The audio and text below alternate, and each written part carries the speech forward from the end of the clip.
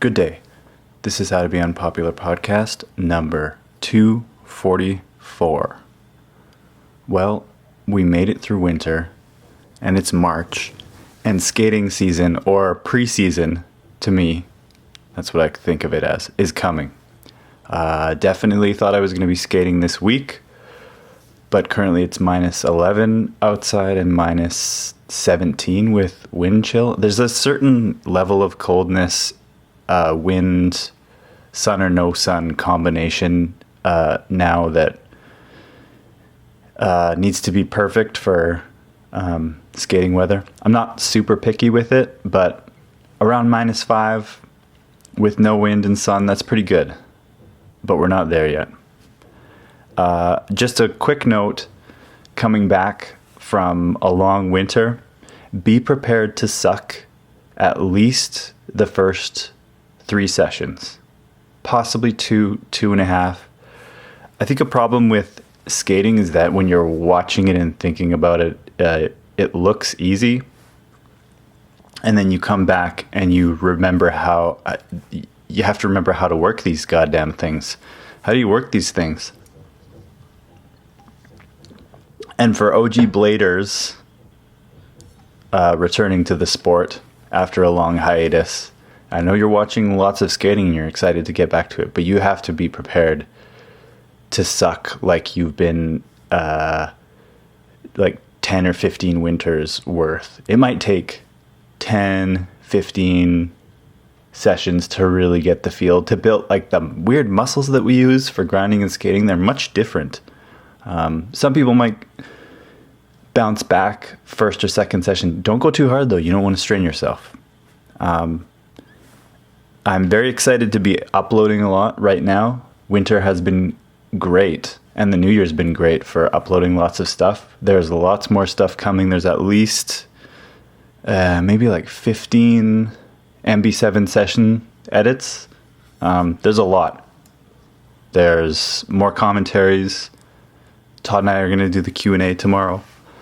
And we're going to be doing an anti-rocker training edit series, which will be really funny. Probably just very straightforward, aggressive inline skating. There might be creativity, but just us getting the feel for anti-rocker. You're going to get to watch the process before we start filming for MB8, which will be kind of in June, late May. So there'll be edits through April, May. If the weather gets really nice in March, we'll do that. What else?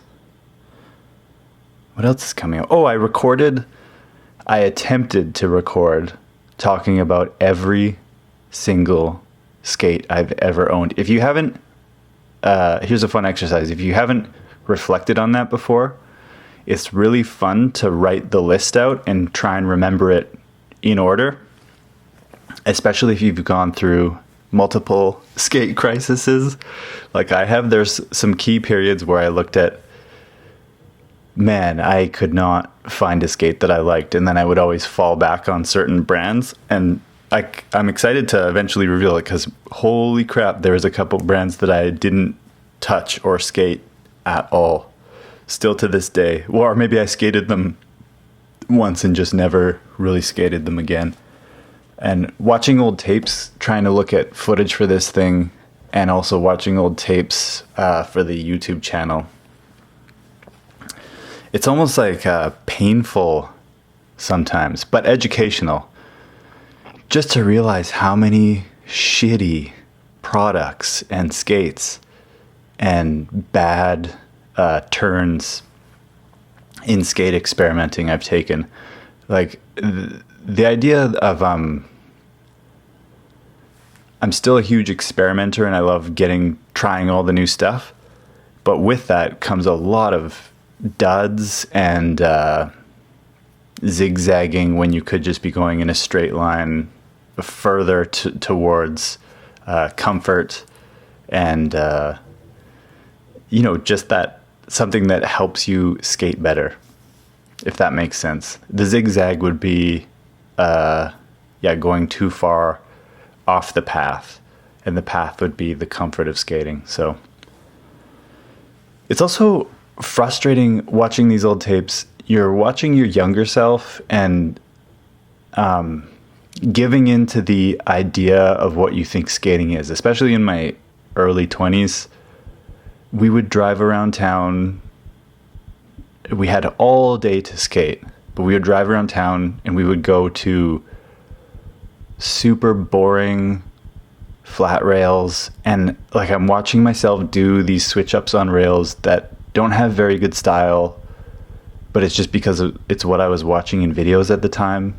I was probably doing it hungover or something, because you're in your early 20s and that's what you do. You go out. I guess I can't be hard on myself, my 21-year-old early 20s self, but I just look at that and I know some people are like, man, if I could go back to those days, but I look back and I'm like, ugh.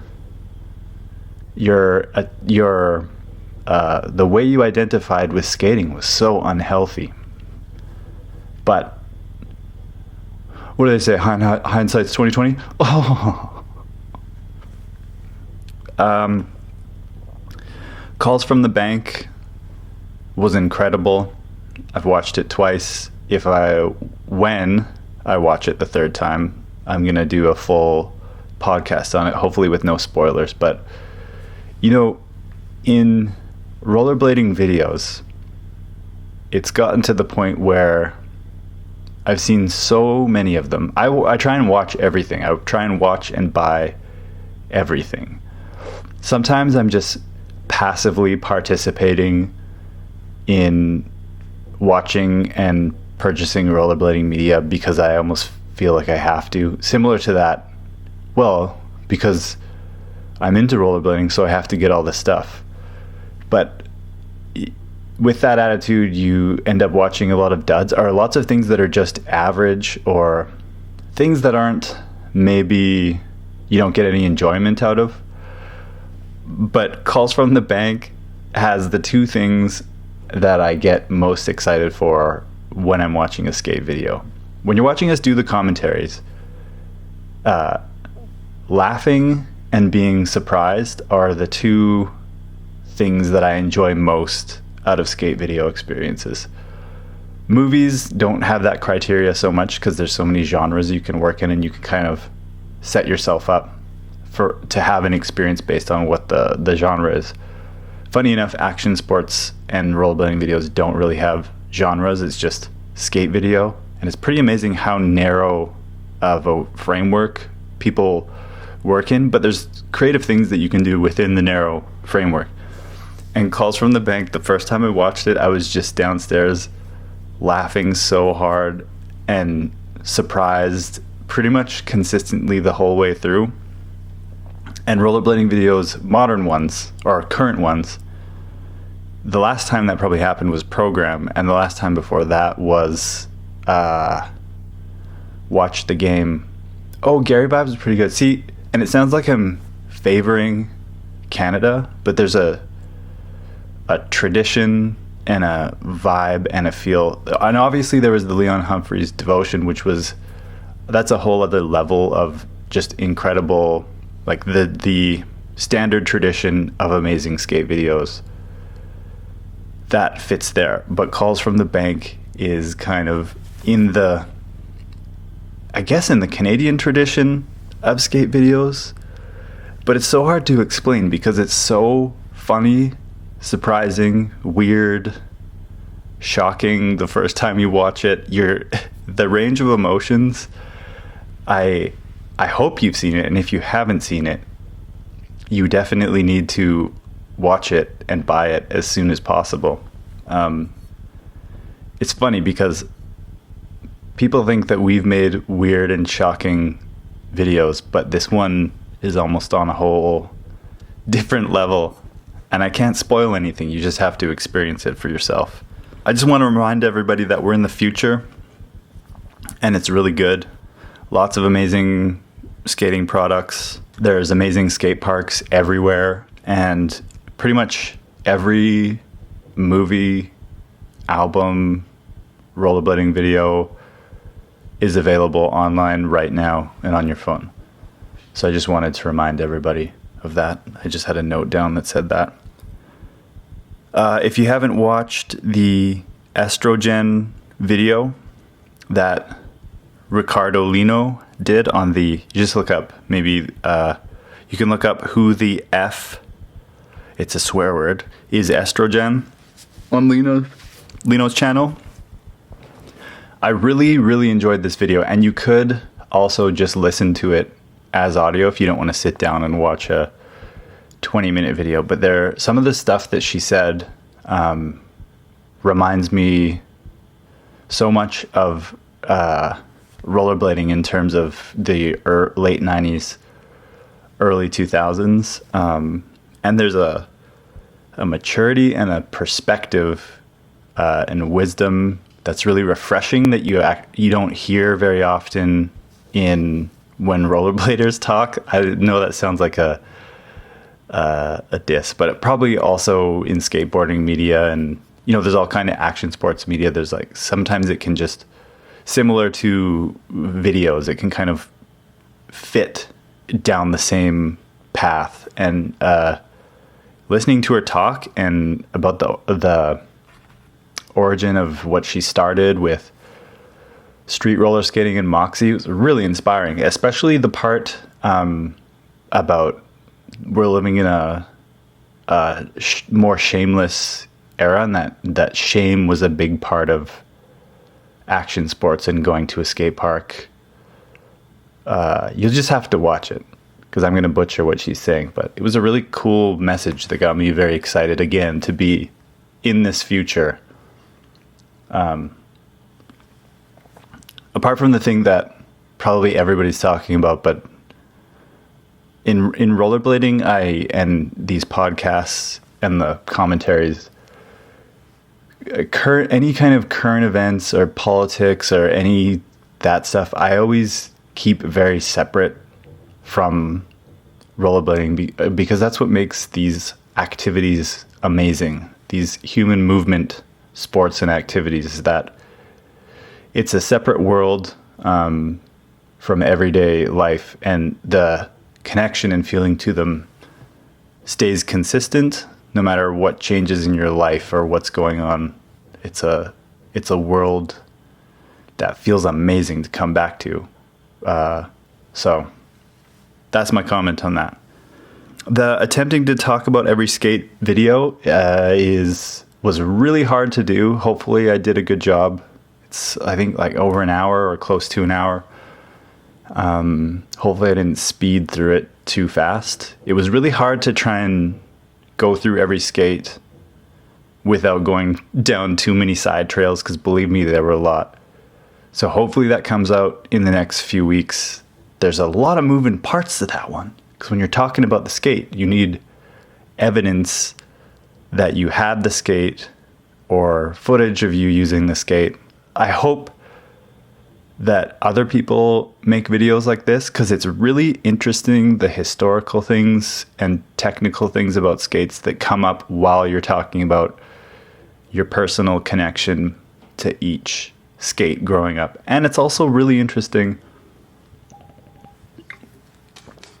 to talk about skates that way, because you think about the connection, because the skates are connected to the body, the connection that you had to each skate. It's a very intimate connection with your foot and the way it feels for your brain and your mind. There's a lot there.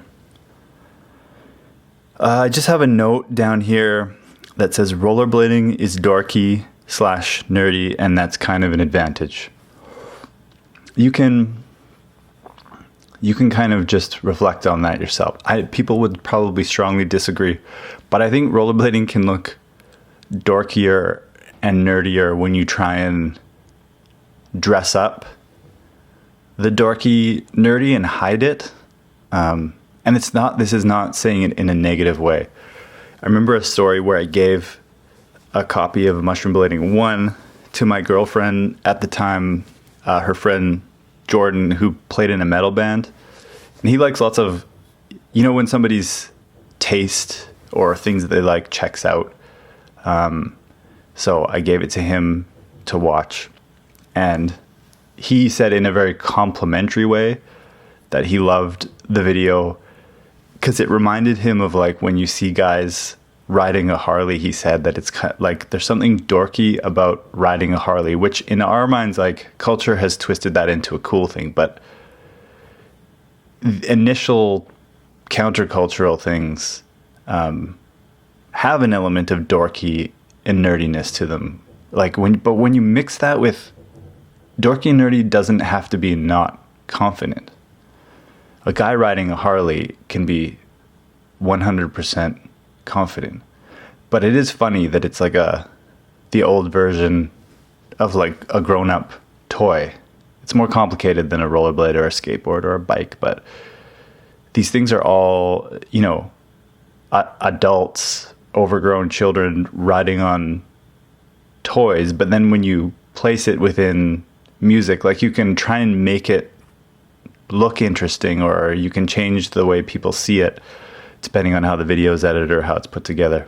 So the initial, like, I think still the closest cousin to rollerblading, I think hockey and skiing, but not skiing how we know it now, when skateboarding ended up influencing everything. Like the earlier days of skiing and the early days of rollerblading, that it was just a dorky neon flash of energy. And I think I do like all of the, when you watch the commentaries, I'm well versed in my rollerblading history and I do appreciate the classics of rollerblading, but there is still, when mixed with the kind of like weird, it's a weird thing. It's a weird alien thing when you're wearing rollerblades. So there's just so many ways to show that.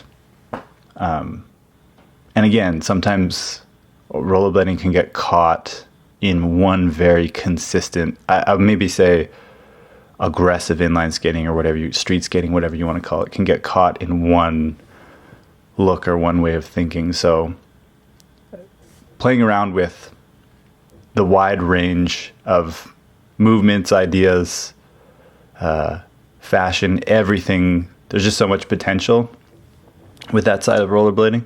And again, when I say dorky nerdy, it's not in a derogatory term. It's kind of something that is unique to having wheels attached to your feet. They enhance awkwardness, whether you like it or not. And the people who are really good at it can minimize the dorkiness and awkwardness and show something that is unique to them style-wise. It's important to know what you like and don't like as you get older. So I talked about passively consuming rollerblading media. It's good to figure out what you really like about rollerblading, but this could apply to other stuff too, music, movies, and go further in that direction. Not to the point of saying I only like this type of music or movies, because trying and watching, listening to different stuff, watching different stuff is good, but going further in your own direction is really important. And I think rollerblading is doing pretty good with that right now.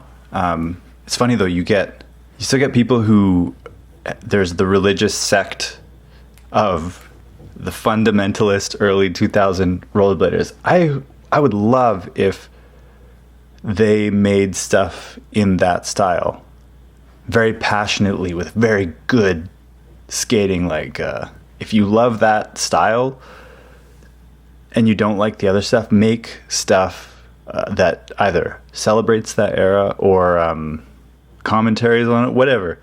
Just go further in that direction, because the more people figure out what they really like and don't like, the more they can become themselves. Hopefully that's not too philosopher. One of my goals in the new year was attempting to retrain my attention.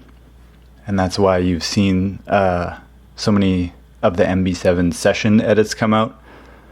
I've been trying to lie down and listen to an album in full without checking my phone or texts or anything. I've been trying to watch things without looking at my phone. I haven't been posting on the Mushroom Blading Instagram to focus on putting stuff up on YouTube and focusing on building the Patreon, which I'm slowly figuring out. I'm not sure frequency, how much you're supposed to post or how little. But thank you to everybody who's supported that. I also like the idea of YouTube and Patreon are people who are probably more invested in wanting to watch or follow what we might be working on.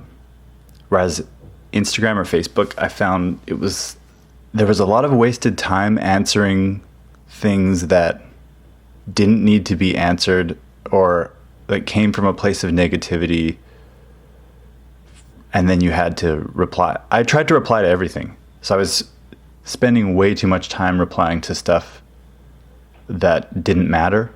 So my attention is slowly coming back. It's a climb, though.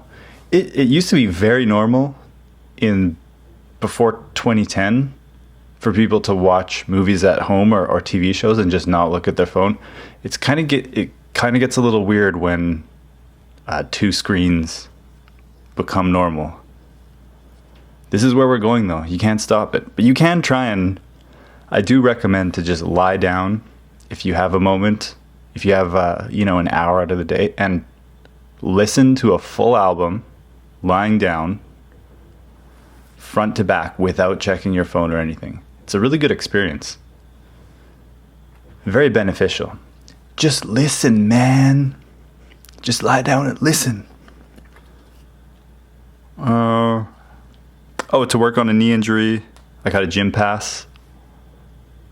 And I never liked gyms. I always wanted to do stuff outside. But I'm really enjoying going on the bike for 40 minutes to an hour, listening to playlists for future projects, and just going for it. And my knee's feeling way better. Because believe me, it was fine during the big wheeling era and wizard era. It was good. And even if it hurt, the big wheels, they're softer. The tricks, like even bashing into things, the wheels and cores absorb so much more shock. But near the end of filming last year, my knee was really bad from grinding, from aggressive inline skating, and not even doing huge things. I guess just the intensity of bashing it into the ground, from not like bashing my knee into the ground, but like stomping landings and things like that. It really started to take a lot of hits. So it needs to be strong, especially if skating more anti-rocker coming up. But the gym's been good. I just hope that I can actually go in the next month or weeks or whatever is going on right now. Because it's fun. It's really fun to also go for your lunch break and sweat a lot and get the endorphins going and then come back for creativity and thinking and everything. It's good stuff.